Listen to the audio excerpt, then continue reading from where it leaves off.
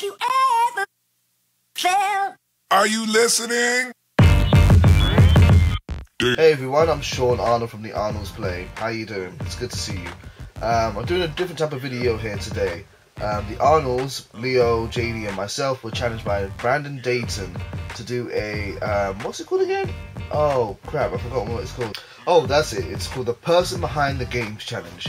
It's a challenge where people are being challenged to make a video about themselves using facecam or a handheld camera like myself. Unfortunately, I don't have a very good setup here. Sorry, I'm not even using the tripod. I'm actually using just my hand to hold this up.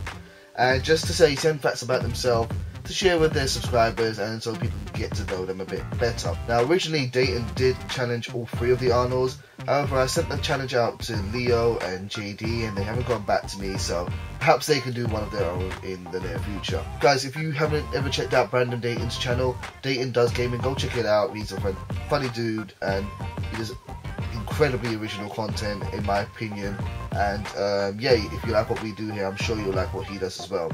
So I'm just going to do this a whole big take. Like I said, it's all going to be pretty much just raw footage. Hopefully this is good enough for you guys, and hopefully I don't suck too much. So I've got a list here. Number one, the name Sean Arnold. Sean Arnold is actually not my real name. It is a alias, it's a fake name.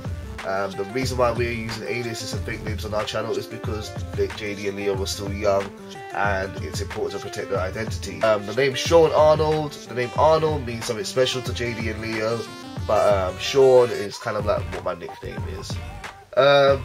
So I'm not going to be breaking kayfabe yet, it's just my alias. Speaking of kayfabe and aliases and fake names, I'm a huge, fact number two, I'm a huge wrestling fan. I have been watching wrestling since I was a little kid. Here's my Stone Cold Steve Austin DVD. Look at the age rating on that. You see that there? Age rating 18. That's what wrestling used to be. Here's my Rock DVD. The age rating 15. I used to love wrestling back in the day, back in the Attitude Era, as people like to call it. I still watch it to this day. I still watch every single Raw, just because, not because wrestling's good, but because wrestling is so bad that it's good. It is the best, worst thing ever, and I'm always just interested to see what kind of dumb things they're going to try to come up with to make it as entertaining as possible. So I'm a huge wrestling fan. Fact number three, speaking of dumb things, I'm a bit of an anime fan. Not as big as some other people. It's definitely not my main interest, but I do have a couple of animes which I like.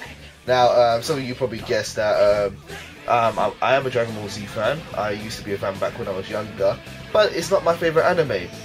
I will say, however, that fact number three, my favourite song from an anime is the Japanese opening from Dragon Ball GT, Dan Dan Kokoro Hikaru Teku. When I first heard that song when I was a kid, I was like, this is so different to the English version. It's not rocky, it's not kind of the English version of Dragon Ball Z was so rocky, whereas this song was so different, and I just liked it when I was younger, and since then I've always liked hearing that song every now and then. Every now and then people do different covers or remixes of that song, and I love hearing all of them. In fact, so much so that JD and Leo were so kind and they made a video of themselves playing that song, or at least just the chorus of that song, for my birthday last year, which was really cool of them. My first ever anime. My first ever anime was this one here. I've got some stuff on the side here. Where is the disc? Where's the disc? There it is. This anime here, Dirty Pair Flash. The very first anime I ever saw, and the one that really kind of brought me into the genre. Anime, or at least back then, cartoons in the West were just perceived as this thing for kids. Disney Channel, Cartoon Network is what kids would watch. And then when I saw this anime here, I was like, this is not for kids. It's not raunchy, it's 12 rating for adults, but it's more for teenagers kind of thing. And when I saw it, I was like, I was so captured by it. And since then, I've got the whole set. I've got the first series there, the second one, and the third one. Do I recommend it? But not really. It's not really that great of an anime, but it was the first one which kind of brought me into the genre, and yeah, I enjoyed it.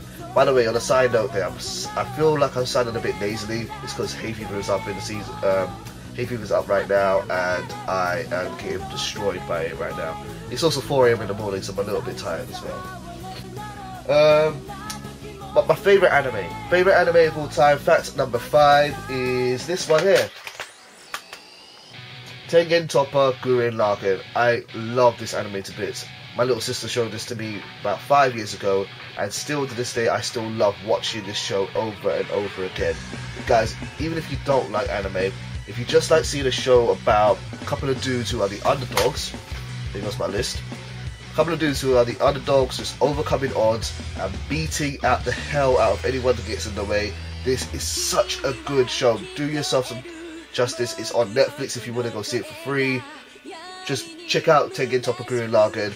It's a bit of a slow start, but it really ramps up and it's easily my favourite of all time. In fact, do you know what? Why not? Why the hell not? I'll show you a couple of other animes I'm into. Like I said, I'm not really big into it, so here we adjust the camera. Following Hot on the Heels of Tengen Toppa, I've got my Kill la Kill Blu-ray collection there. Love that show to bits. I've got some Street Fighter DVDs there, some Tenchi Muyu. Haven't really ever watched those. I've got to watch them off sometime. I kind of just bought them because I saw them, and I used to watch that show on Cartoon Network when I was younger. And my Studio Ghibli collection. I love Studio Ghibli movies. Not so much now that Miyazaki has kind of stepped away, but the older movies are fantastic, and I'm still trying to complete my collection. I need to get Castle in the Sky. I need to get that one sometime soon, whenever I can see it. Next thing I want to say is my favourite console. So, favourite anime to favourite console. My favourite console of all time is the PlayStation 1. PlayStation 1 is my favourite console, fact number 6, because I have it has my 2 favourite games. So, fact number 7, my favourite game one of my favourite games of all time is this one here, Metal Gear Solid. Metal Gear Solid 1 for the PlayStation, Metal Gear Solid Special Missions for the PlayStation 1. I love Metal Gear Solid. It's a franchise which I've grown up with, a franchise which I just love to bits. I've played the original game, oh, I broke the disc. I played the original game so many times, over and over again. Where's this 2? There it is, this 2. I've played the game so many times when I was younger because it was the first game which I really played that had really good solid voice acting. I love the cast, I love the story, I love the setting, and man, I'm really looking forward to Metal Gear Solid 5. I'm saying it so lazily, sorry. I'm really looking forward to Metal Gear Solid 5. What's it called? The Phantom Pain. Looking forward to what that's going to be like. Although I'm going to miss David Hayter being the voice of Snake, so you know, I've been playing tons of Ground Zeroes recently, and I'm hoping, I don't know quite how yet, but I'm hoping to do some kind of content for the channel. Hopefully you guys will want to see something about Metal Gear Solid if you're interested in. If you are, let me know. I would love to make some Metal Gear Solid videos. I'm just not quite sure how, because it's such a long franchise. Where do I even begin? Speaking of long franchises, my second favourite game of all time, Final Fantasy IX. I don't want to say it's my second favourite game actually. I feel like they go hand in hand because Metal Gear and Final Fantasy IX are such different games. They bring different things. But in terms of RPGs, this is my favourite of all time. I adore this RPG because, how do I say it? Squaresoft back in the day, they were always trying to push the standards of their genre. They were always trying to be the best in the business. And yes, they did have tons of money, but even though they didn't have all the resources in the world that you do today, yeah, I still think the quality of that RPG holds up compared to any RPG that of today. There was no voice acting in the game, but the writing in the game was just impeccable. It was such fantastic writing, and the cast of characters are so original, like Steiner, Vivi, Freya, Quina, Armorant, Eco, Zidane, Garnet, all of them. The main cast, they're such different characters. They're not, how do I say, I don't want to talk too highly of them because I am kind of biased, but they're not just generic, you know? Every one of them was original, the settings was original. I just love that game to bits, and it's another game which I would love to do for this channel, but it's such a long game, I don't know kind of how to do it. I don't want to be putting up like a 40 part let's play if people are going to get bored of it, that kind of thing. But if you guys do like RPGs and you're kind of interested in that kind of thing, let me know. Maybe I will work something out, or if you have any ideas, please make recommendations, and I would love to do something on my favourite game, one of my favourite games of all time, Final Fantasy 9. Man, this nose sucks. So, what was next? Let me think. Going from favourite video games, I think I put, what, seven things now? Maybe 8? No, probably 7. Going from favourite video games, other things that I love about video games are interacting with other people. And something which people don't know about me is that I used to be the leader of a clan. I used to be the leader of a clan called Team Jackal, and it spanned across 2 different games. The first game it spanned across was the second game.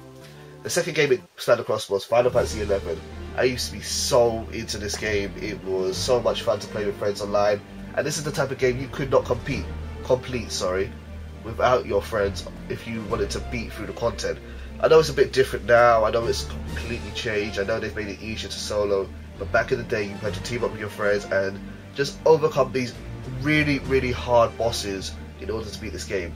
Tons of fun, and I wish I could kind of recommend it to people, but it's not really the same game anymore. But I used to love playing that game. As well as this game here. I used to play Yu-Gi-Oh! I used to play Yu-Gi-Oh! Quite a bit, and in fact I managed to win a championship one time.